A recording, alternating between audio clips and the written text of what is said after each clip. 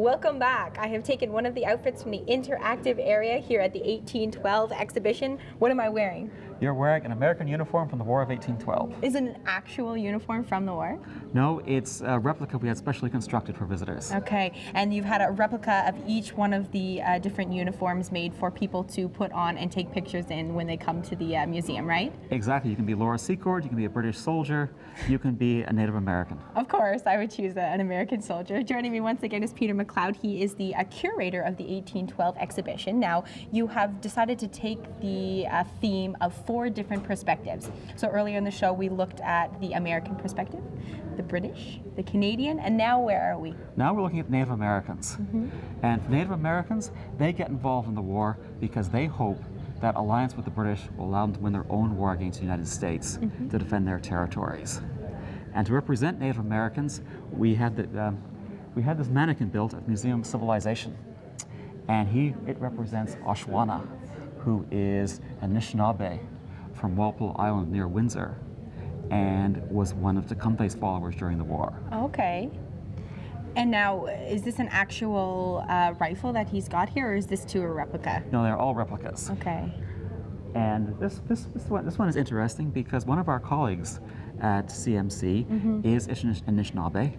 Oh. And she walked by and she saw this and said, "That looks just like my brother." And it turned out they are descended from a warrior who fought in the War of 1812. Very neat. Now we have to take a look at the last portion of the exhibition. It's the interactive area. Why, as the curator, was it important to you to not only have artifacts and interactive areas from the 4 different perspectives, but also to have this area that, you know, younger people might gravitate towards and have a bit of fun in? Right. Well, it's meant for people of all ages because you'll notice we don't have a conclusion here. We let people visit each of the 4 perspectives and draw their own conclusions. And then they can record their opinions at the polling stations. Okay, for you, who's the most iconic figure of the War of 1812? And you notice Laura Secord way out in front, although Isaac Brock is coming up fast. Okay. So, and then what do you do with the totals? Well, they're tabulated and they're displayed on a screen in the introduction space.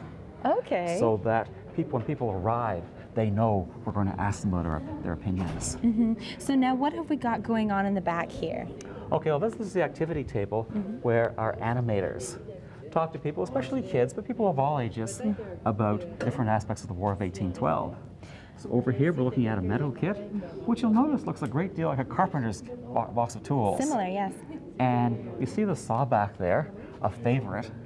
If you were wounded in the arm, they would use that saw to saw off part of your arm the way you would saw a 2x4 if you're building a table. And here, this lady is actually learning how to write with quill and ink. How to write with a quill pen and about seals.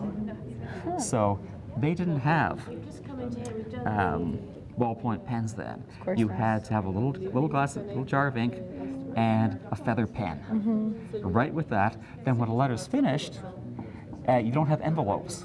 You write the address on the outside, and you take your seal, assuming you have enough money to have a seal. Right. Pour a little wax onto the paper and stamp it with your seal. What fun.